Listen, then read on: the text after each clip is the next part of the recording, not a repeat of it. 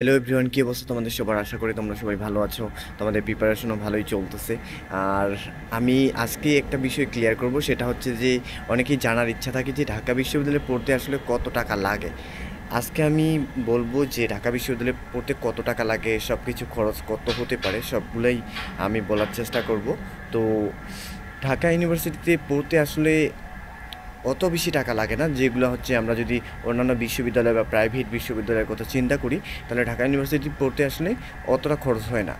আর এখানে যেই খরচগুলো হয়, যেমন তুমি চান্স পেয়ে গেছো, চান্স পেয়ে যাওয়ার পর তোমাকে ভর্তি হতে 16 থেকে 20 হাজারের মতো এরকম একটা অ্যামাউন্ট তোমার লাগতে পারে।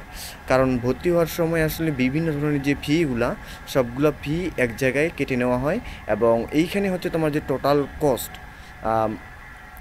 মানে ওই ইয়ারে তোমার যে টোটাল কস্ট, সেটা এখান থেকে কেটে নেওয়া হয়।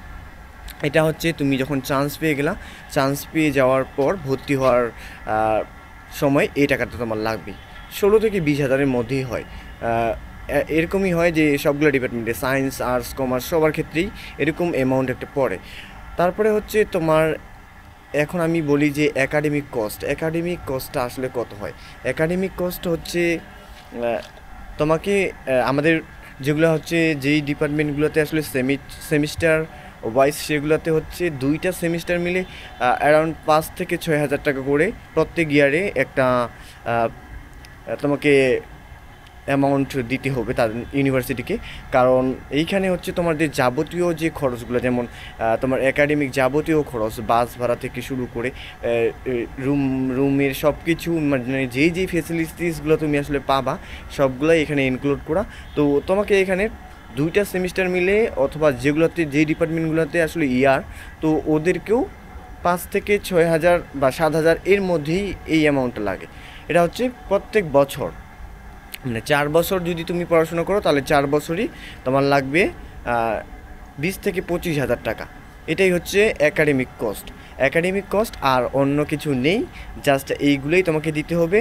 আর এইখানে আমরা তাহলে টোটাল হিসাব করি যে তোমার ভর্তি হওয়ার সময় ধরে নিলাম যে 20 হাজার টাকা লাগলো, আর পরে 4 বছরে তোমার লাগলো 25 থেকে 30 হাজার টাকা।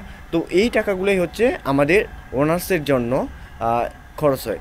আর বাকি বাড়তি কোনো টাকা ইউনিভার্সিটিকে তোমাকে দিতে হবে না। আর এখন আমরা বলি যে আসলে তোমার আবাসনের যে বিষয়টা, মানে ঢাকায় তো আসলে অনেক জিনিসপত্রের অনেক দাম, বা এখানে হচ্ছে তুমি যদি বাইরে থাকতে যাও, তাহলে তো অনেক টাকা তোমার লাগতে পারে। এখানে একটা বিষয় যে আমাদের ইউনিভার্সিটিতে কিন্তু অনেকগুলা হল আছে, আর এই হলগুলোতে স্টুডেন্টরা, বেশিরভাগই স্টুডেন্ট এখানেই থাকে হলগুলোতে।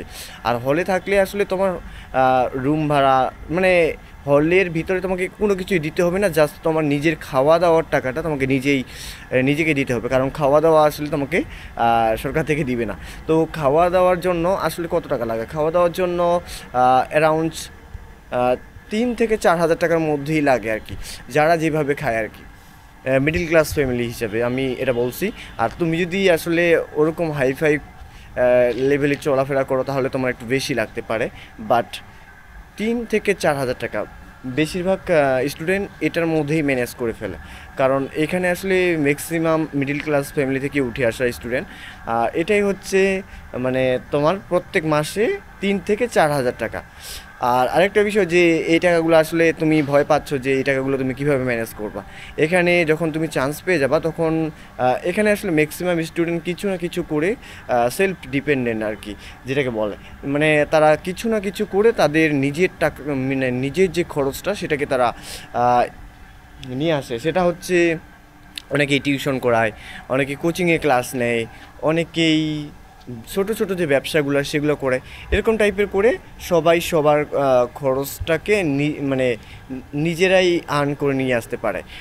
এইভাবেই আসলে এখানকার স্টুডেন্টগুলো চলে।